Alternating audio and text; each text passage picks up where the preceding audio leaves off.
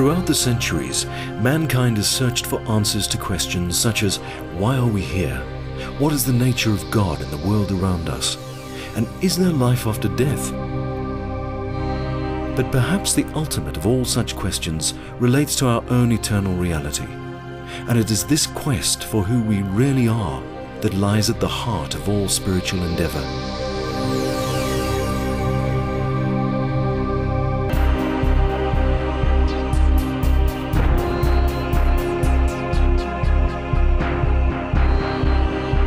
India, the world's 6th largest country with more than 1 billion inhabitants, an enchanting land filled with great vestiges of divine inspiration. It's here that sages and philosophers like Adi Shankaracharya, Swami Vivekananda and the poet Saint Kabir have delved deep into this mystery called life. Proponents of the Hindu philosophy of Advaita, they held that our real nature is divine. God is our innermost self, an underlying reality that exists in every being. The basic teaching is that we should awaken ourselves from the mistaken belief that we exist as separate individuals.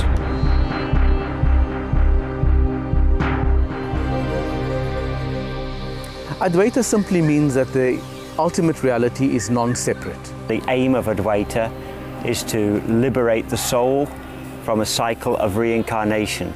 In our daily life, the life of duality, which has to be, even in that life, everything is connected. The path towards salvation is through knowledge.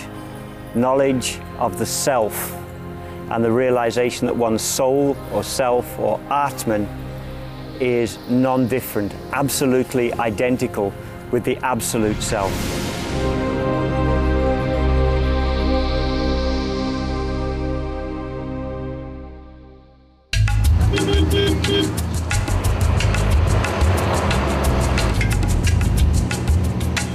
To better understand the philosophy, we set off on an adventure that led us to the teachings of 3 revered saints of this ancient and mystical land. Our first destination was the small city of Tiruvannamalai in the south of India, where we had arranged to meet David Godman. David is regarded as the foremost contemporary author on the lives of some of India's famous mystics, including the great sage Ramana Maharishi.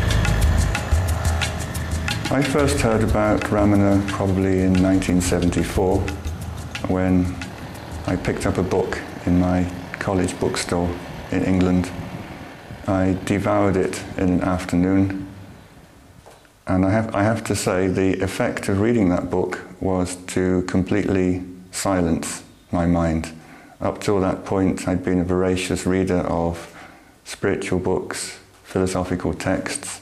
I had an insatiable curiosity to find things out. And what was different with this text is that it didn't provide any answers. It simply pulled the rug out completely from under the whole questioning edifice. David's first encounter with the teachings of Ramana Maharishi was so profound that he was irresistibly drawn to India. This fateful expedition was to be a major turning point on his own journey of discovery, and he now calls India his home. Starting out as a librarian at Maharishi's spiritual center in Tiruvannamalai, David has dedicated his life to authoring meticulously researched books on the saint. Ramana Maharshi is probably the most distinguished and widely respected Hindu saint of the last 100 years. Ramana was renowned for the direct method of self-inquiry that he taught. He said that we exist as the supreme self at all times, and that we need only awaken to this reality by seeking the true source of abiding happiness, our own inner self. Ramana's insights have provided answers to seekers all over the world, but what was the story that led the Maharishi to these eternal truths? Venkataraman, later to be known to the world as Bhagwan Sri Ramana Maharishi, was born in 1879 in a small town near Madurai in South India on a day sacred to the Hindu god Shiva. His parents were renowned for being both charitable and intensely devoted to God.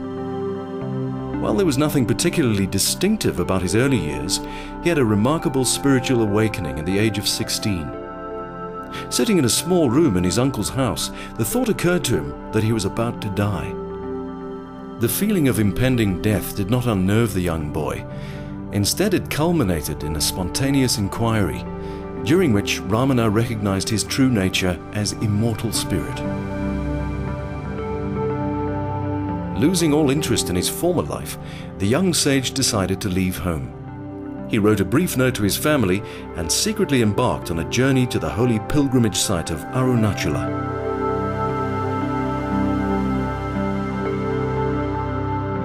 After an epic and eventful train ride, Ramana arrived at the city's main temple.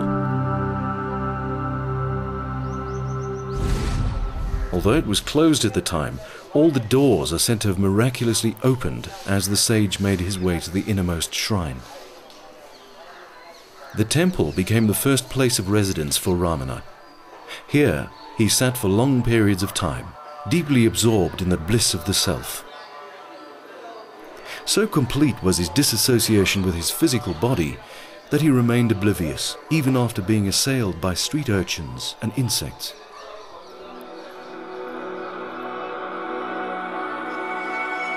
In 1899, Ramana moved up the hill to Virupaksha cave, which was to be his home for the next 16 years. His silent radiance inevitably drew a small group of devotees to him, and he soon acquired the reputation of a sage. Shortly after being joined by his mother in 1914, Ramana moved further up the hill to Skandashram, a larger site built by one of his disciples. When his mother passed away in 1922, Bhagwan made his final move to the foot of the Arunachala mountain, where his mother had been laid to rest.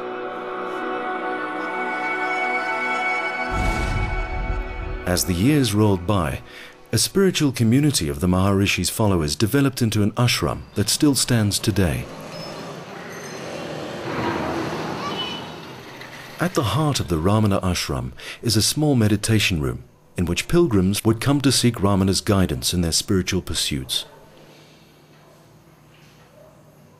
For many visitors, the all-pervading silence of Bhagwan was sufficient to enable a direct experience of the self.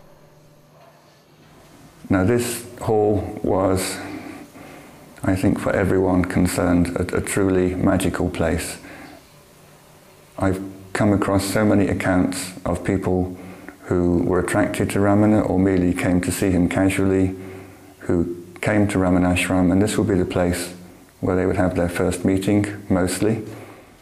They would come with questions, they would come with problems, they would come with headfuls of ideas, and the most common response was that everything they brought with them simply disappeared. Whoever was in the hall, it is Bhagwan who Bhagwan's presence dominated, regardless of which person came. That was a natural state. The passage of time has done little to diminish the Maharishi's transformative energy, which is still tangibly felt by devotees today. I stood before that couch where he used to sit, and then I have found my Guru. And then the questions which had been troubling me for thousands of years, were answered in a minute by his silence.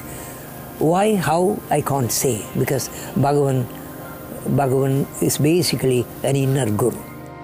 For those seekers who were unable to grasp the Maharishi's silent teachings, he recommended a simple method of self-inquiry, whereby attention is continually brought to the feeling of I within.